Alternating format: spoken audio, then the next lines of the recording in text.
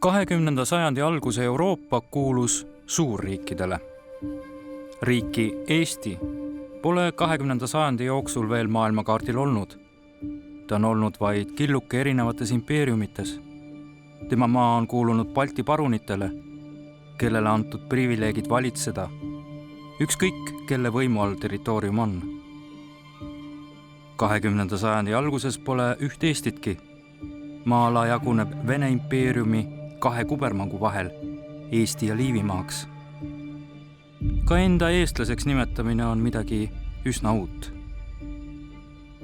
Aastasadu on peetud end lihtsalt maarahvaks, pigem tööjõuks põllul.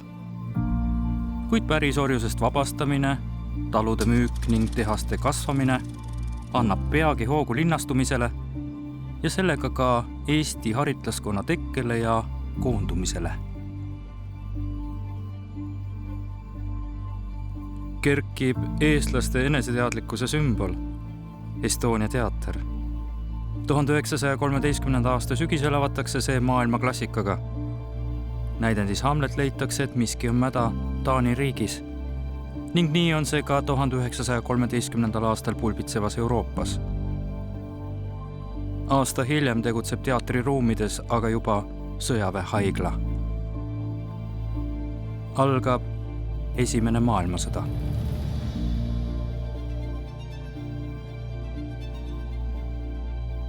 Üks püstolilask Sarajevos kisub sõtta loendamatu arvu tänapäevaseid riike, mida sellel hetkel veel kaardil polegi. Need alles tekivad, kui impeeriumid lagunevad. Esimene maailmasõda sünnitab kodusõdu ja sõdu riikliku iseseisvuse eest. Paljud neist luhtuvad, mõned õnnestuvad. Üks neist saab rahvusriigi alustalaks.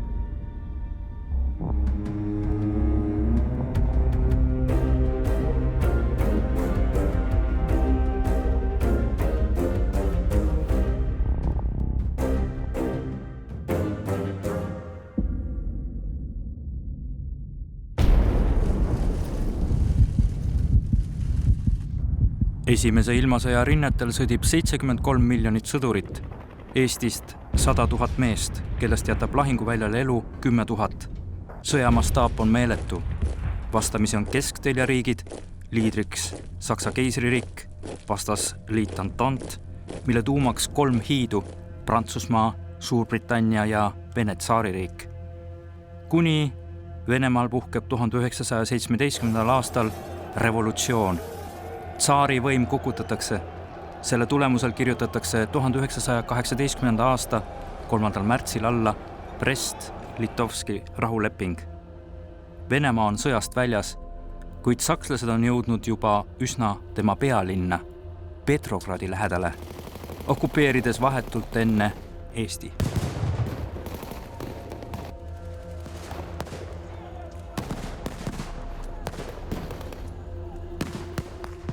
Ühel üürikesel hetkel, kui Saksa armee Mandri-Eestit vallutades peale tungib ja Vene oma taganeb, kuulutatakse 24. veebruaril 1918 välja Eesti Vabariik. Kuid riigina tegutsema saab noor vabariik hakata alles siis, kui revolutsioon lagundab ka Saksa keisririigi. 9. novembril 1918 loobub Saksa keiser troonist. Saksamaa on sõja selleks hetkeks nagunii kaotanud ja kirjutab 11. novembril alla Compiègne'is rongivagunis vaherahule.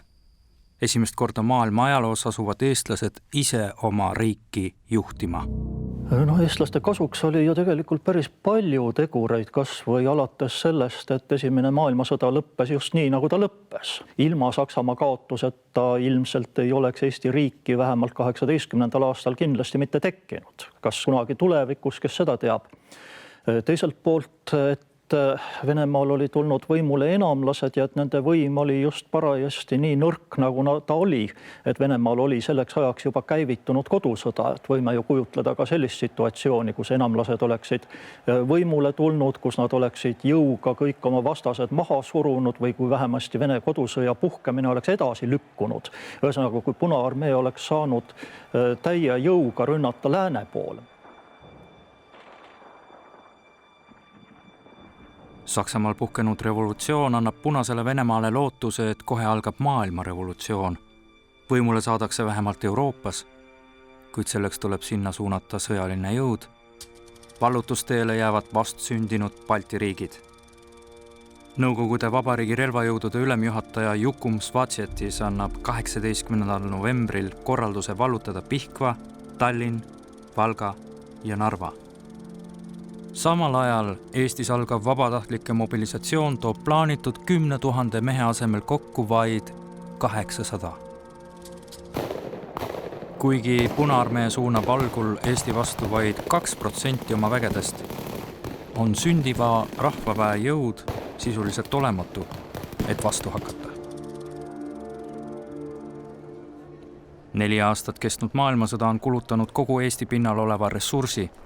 Pole toitu, raha, kütust, relvi. Rahvas on sõjast tüdinud, aga nüüd on puhkemas veel üks ning seda ei saa vältida.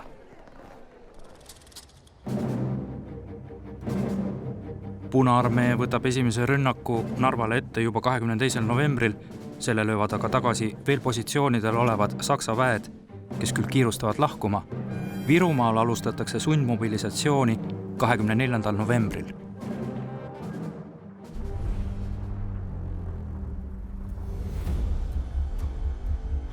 – 28. novembril kell 5.30 hommikul avab Punaarmee Narvale suurtükitule ja kell 6.30 ilmuvad rünnakule Punaväe ahelikud.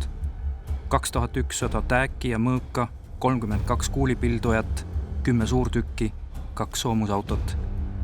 Reservis on veel 1000 meest. Meredessanti toetab 3 sõjalaeva.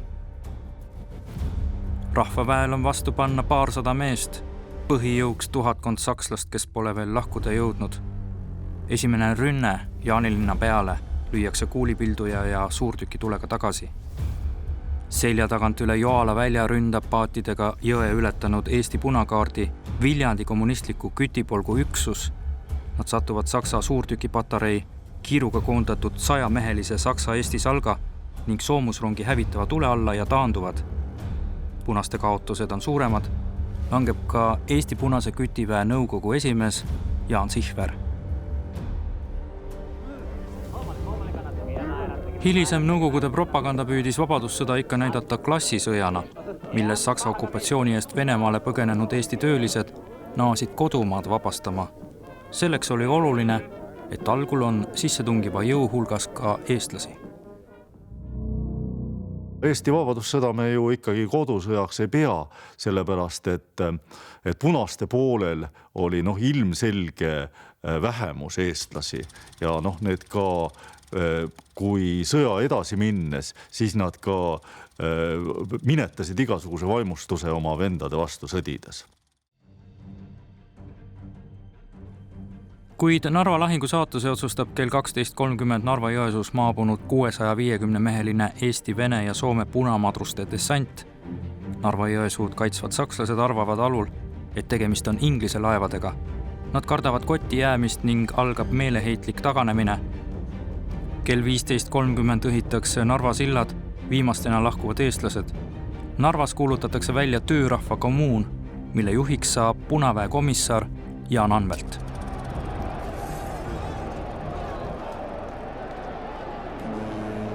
Kroonlinnast jõuaksid laevad Tallinna reidile vähem kui ööpäevaga, kuid lisaks raskustele meeskonna komplekteerimisega hoiab punalaevastiku tulekut tagasi veel üks suur jõud, hirm inglaste ees.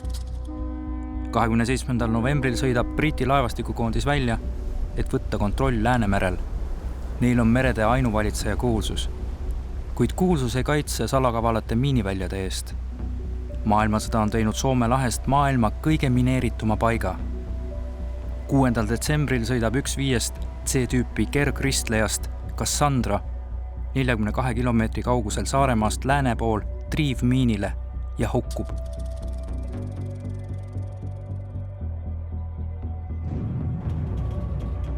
Briti laevastik otsustab pöörduda tagasi ja jääda talvekorterisse Kopenhaagenisse. Eestile, kelle suur osa merepiiri jääks siis avatuks, on see raske hoop. Johan Laidoner saadetakse britte ümber veenma. Neile avaldab muljet Eesti lootside enesekindel lubadus, et laevad suudetakse läbi miiniväljade juhtida. Admiral Sinclair annab kodumaale teada, et keeldumine oleks moraalseks löögiks nii eestlastele kui laevastikule endale. Maailma parimate meresõitjate tiitli pälvinud ei saa lubada endale argpüksi mainet. Maal alustab Punavägi detsembri alguses 2 rindel pealetungi. Põhjas, seda nimetatakse Viru rindeks, ja lõunas lõunarindel. Mõlemal lõigul on rahvaväe omavaheliste üksuste vahe liiga suur, et rinnet pidama saada. Üksteisest paiknetakse enam kui 10 kilomeetri kaugusel. Mehi on lihtsalt väga vähe, 2 rinde jaoks umbes 3500. Needki kehva varustusega ja paljajalu. Detsembris saabasteta ei sõdi. Ega siis ilma asjata see õppursõduri kuvand ei ole üks kõige tugevamaid pilte, mis ka püsis rahval meeles läbi kogu nõukogude aja. See oli päris asi, mis puudutas hingekeeli, nii et temast sai ka omamoodi müüt, aga mitte halvas mõttes. See õppursõdur ei olnud väljamõeldis. Et ta natukene ilustatud sai aja jooksul, see on teine asi. Sundmobilisatsiooniga võeti sõtta 21–24 aastasi mehi, kuid just sõja esimesel kuul, kui rahvavägi pidevalt taganes ning usk oma riigi püsima jäämisse oli kadumas, olid peamiseks abijõuks vabatahtlikud õppursõdurid, noorimad neist 13-aastased. Sõja jooksul astus kaitseväkke kokku 5000 koolipoissi, kellest käis rindel umbes 1200. Ülejäänud hoidsid korda tagalas, neist üle 100 andis elu Eesti eest. Mine võtta midagi hamba alla.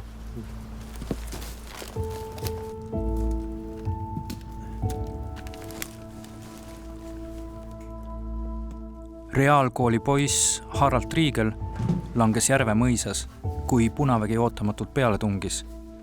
Ta oli 17 aastat vana ning õppis Tallinna Reaalkooli 5. klassis.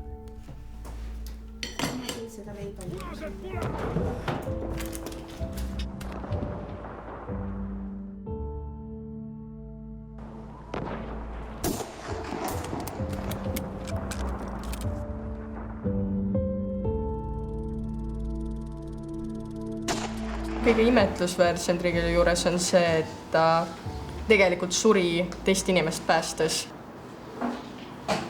See on justkui nagu selline väga ma ei oska seda sõnastada, uhke ja ainulaadne nähtus, ütleme nii. Mõtle, kui need nagu noored inimesed, kes on ju tegelikult rahva tulevik. Et need on just need, kes lähevad sõtta. Sest hiljem on ju need samad inimesed need, kes peavad selle riigi üles ehitama. Vabadussõja kulgu ei määra suured, mastaapsed lahingud ega ka katkematu kahuri tuli. Esimestel kuudel saab selgeks, et olulist rolli mängivad liidrid, paljuski ise esile kerkinud, patrioodid, kooliõpetajad, ohvitserid. Reaalkooli poiste juht, esimene kehalise kasvatuse õpetaja hariduse omandanud haritlane Anton Õunapuu saab haavata, kuid naaseb tervenedes kohe rindele, kus 1919. aasta kevadel langeb. Demonstreerime 1. mail, et Eesti töörahvas on tõusmas võitlusele, mis on juhitud kindlast tahtmisest purustada palgaorjuse kütked. Maha kapitalism, elagu kommunistlik internatsionaal, elagu kommunism. Kangelase staatus on sõltunud ajast. Vene enamlaste Eesti organisatsiooni juhist Viktor Kingisepast teeb hilisem Nõukogude propaganda märtri, kelle 1922. aastal nooruke Eesti riik hukkab. Enamlaste juht jõuab Eestisse tagasi siis, kui rahvuslased on juba võimul. Nüüd jääb oodata vaid Punaarmee lähenemist, et uuesti proovida võim endale saada. Järjekordne katse tehakse 17. detsembril 1918. Mässu ajab laiali käputäis Narvast Tallinna jõudnud koolipoisse. Meeleavalduse järel keelatakse kommunistlikud organisatsioonid. Sisekaitse ülemaks määratakse kindral Ernst Johannes Põder.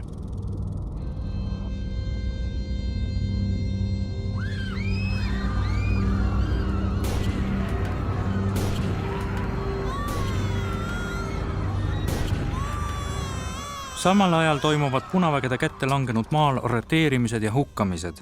Lisaks terroritegudele, mille suuruses saadakse teada alles vastupealetungi järel, kaotavad punased toetuse, kuna ei jaga talupoegadele maad. Selle asemel tahetakse luua kollektiivmajandid, kommuunid, kuid see ei sobi üldse oma maatükki, oma talu tahtvale eestlasele. Kui vaenlase käes on detsembri lõpuks juba pool mandri Eestist, annab Eesti valitsus teada, rahvaväes võitlejaile jagatakse maad.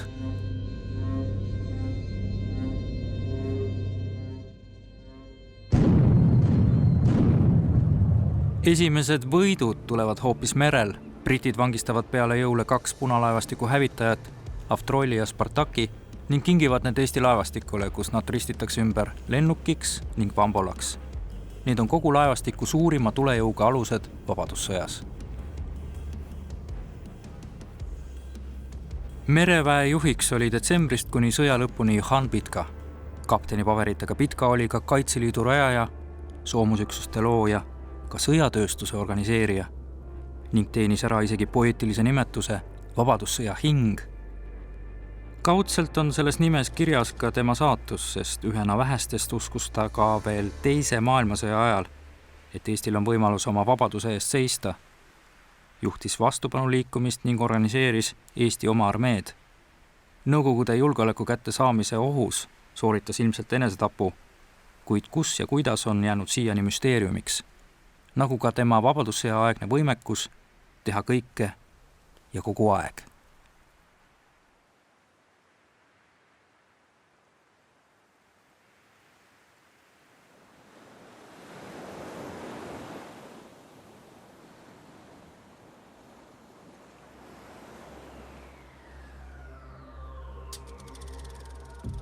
Kui Saksa väed novembri lõpus Tallinnast kiirustades lahkuvad, hakatakse neist maha jäänud varandust kokku korjama. Kopli kaubajaamast leitakse paar vagunit, millel kuulipildujad, katused, osad küll puudu, aga kaitsvad liiva täis topeltseinad on olemas. Leiust teatatakse Kaitseliidu ülemale Johan Pitkale, kes omakorda teavitab hilisemat soomusrongide ülemat kapten Karl Partsi. Parts visandab kiirelt rongivagunite võimaliku järjekorra. Soomustamata vedur asetatakse rongi keskele. Suurtüki vagunist saab esimene, mis annab võimaluse anda tuld kuni 8 kilomeetri kaugusele. Tema järel on kuulipilduja vagunid ja dessantvagunid, mis kahelt poolt pakuvad vedurile kaitset. Ronge täiustatakse sõja ajal pidevalt, lisatakse osi, mis võitluse ajal ootavad lähimas jaamas, kus saab teha süüa, elada ja käia isegi saunas. Kuid olulisem on, et soomusrongidega luuakse lahendus, mis on oma lihtsuses geniaalne. Sõdurid toimetatakse puhanute, söönute ja kuivadena otse lahinguväljale. Eesti rahvaväes oli soomusronge lihtsalt väga palju. Neid oli kokku 6 laiarööpmelist, 5 kitsarööpmelist. Iga soomusrong oli omaette väeosa.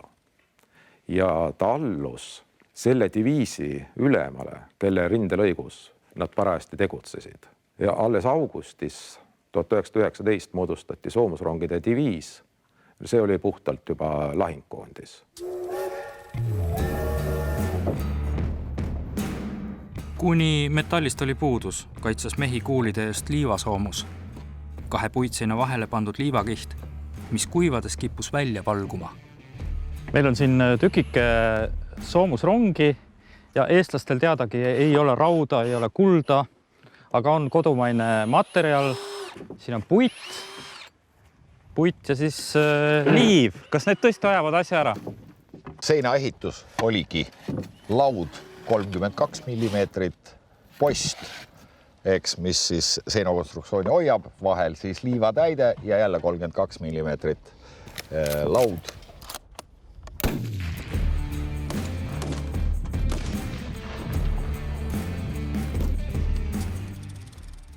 Soomusrongid said oluliseks tulejõuks, mille toetusel hakati 1918. aasta lõpus edasi liikuvat vaenlast pidurdama.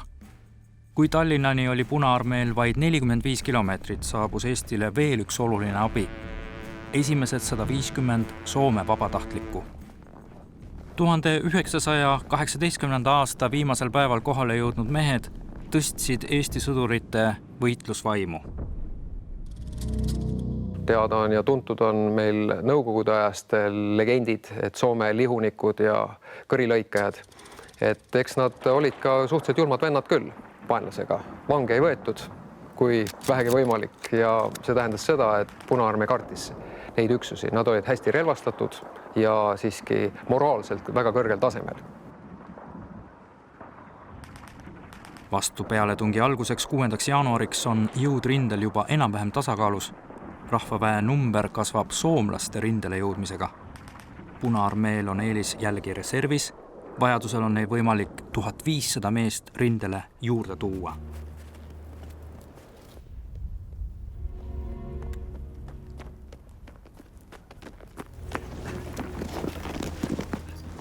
Kohe saab neist siit ja sule purru.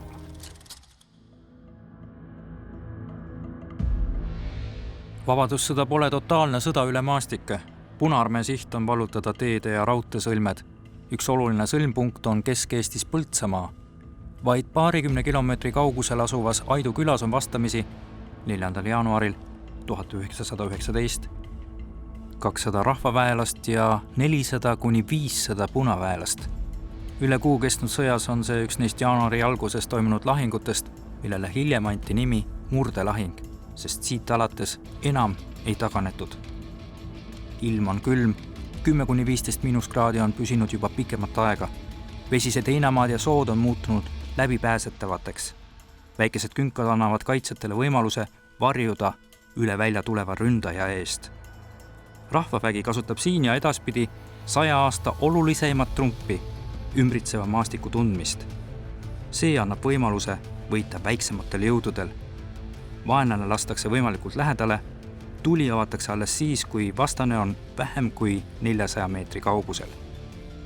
Rahvaväe edule aitab kaasa see, et punased ei suuda suurtükituld eemalt juhtida ja nende jalavägi tõmbub videviku saabudes tagasi Kosele. Rahvaväe üks root teeb ootamatu vasturünnaku. Õhtust söövad punased pagevad paanikas.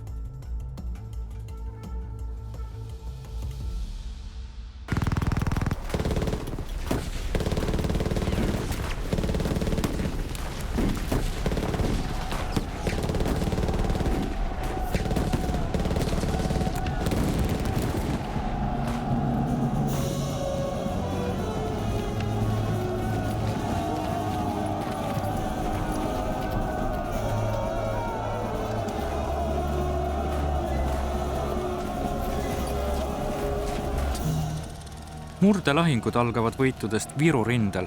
7. jaanuaril annab vägede ülemjuhataja Johan Laidoner korralduse üldpealetungiks. Soomusrongide toel liigutakse hoogsalt, mis sunnib taganevat Punaarmeed kiirustama vangistatute massilise hukkamisega. Soomusrongid jäävad Tapa raudtee sõlmpunkti ootama, kuni purustatud sillad Rakvere viival teel taastatakse. Soomusrongide juht Karl Parts saab äkki teate, et Tartus on hukatud tema pere. Küsimata luba suunab ta 2 rongi lõunasse.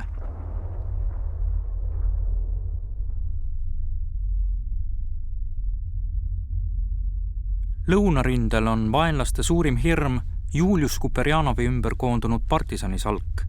See liigub osavalt vaenlase tagalasse, õhib sildu ja viib kaasa vihatud punavõimu komissare. Salga moraal on kõrge, eeskujuks juht, 24-aastane leitnant Julius Kuperjanov. Kooliõpetaja haridusega, kuid siiski maailmasõja kogemusega mees, kes Saksa okupatsiooni ajal organiseerinud põrandaalust kaitseliitu. Temast saab mitmel põhjusel vabadussõja sümbol. Noor juht, kes käsuliini tasemel eelistab improviseerida, käitub hulljulgelt, langeb kangelaslikult. Ning tema hauale küünalde viimisest saab hilisematel okupatsiooniaegadel hääletu vastupanu sümbol.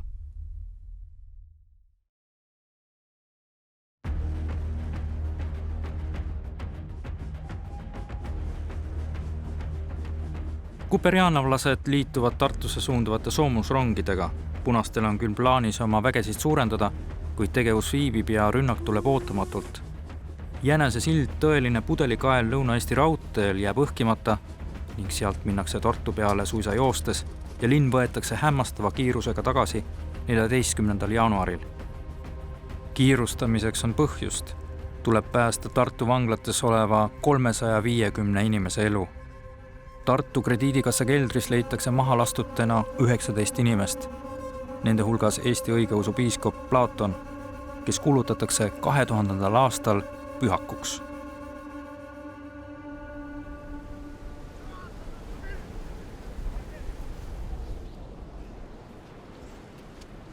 –17. jaanuaril toimub Narva all Utria rannal meredessant. 600 soomlasest ja 400 eestlasest koosneva dessandi maale saatmine toimub rasketes ilmastikuoludes. Meri ajab paate ümber ja mehed peavad jaanuarikuises vees kaldale ujuma. Ööpimedas leiavad võitlejate hulgas olevad kohalikud Narva koolipoisid turvalisemaid maabumisvõimalusi. Piirkonnas on umbes 4000 punaväelast. 18. jaanuari öösel alustab rahvavägi rünnakut. Mõned punaväe üksused alistuvad lahinguta. Osa põgeneb Narva suunas. Maismaal liikuv Eesti ratsapolk jääb haardemanöövriga hiljaks. On kottpime, et mingitki vahet teha rahvaväelastel ja punaväelastel kinnitavad eestlased mütsile kuuseoksad, aga need kipuvad rapsides kaduma. Utria dessant avab tee Narva.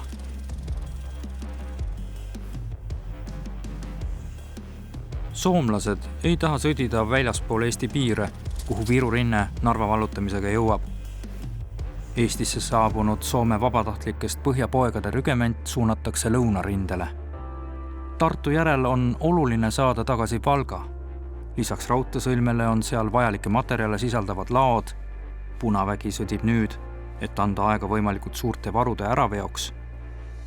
Valga vabastamise veriseks eelmänguks on Vabadussõja kõige ohvrite rohkem ja dramaatilisem 30. jaanuaril toimunud Pajulahing. Eesti-Soome vägede lahingueelne strateegia on haarata mõisa süda ja selle ümber looduslikult kindlustatud positsioonidel paiknevad punaväge külgedelt, rünnates seega üheaegselt mitmest suunast. Kehva sidega on see küllaltki riskantne plaan ja mõisa ümbritseb lage põld. Nüüd oleme päris lahinguväljal, kus siis erinevad osapooled asusid. 3. roodu ahelik tuli sealt mööda mäenõlva mööda üles ja jõudis siia nüüd kõrgemale ja jäi siis kuulipilja tule alla. Punaste soomusrong tulistas aktiivselt kuulipildujatest kogu aeg siia,st vahepeal on arhiivis materjal, et põld lausa särises kuulidest ja loomulikult punased tulistasid ka kahuritest, šrapnelle ja siin on üks originaal killukene, sellest võib aimata, missugust viga see teeb, kui see kuuli kiirusega pärast mürsu plahvatamist lendab inimese suunas. Ja siis Kuperjanov tuli neid ergutama. Ta liikus püsti jalu, aga siis mingil hetkel kükitas põlve peale ja vaatas mõisa poole.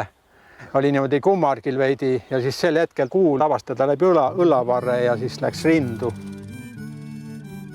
Haavata saanud Julius Kuperjanov ootab tunde Sangaste jaamas, kuni rong Tartu poole liikuma hakkab ja jõuab Tartusse alles järgmisel päeval. Talle saab saatuslikuks verekaotus ja infektsioon.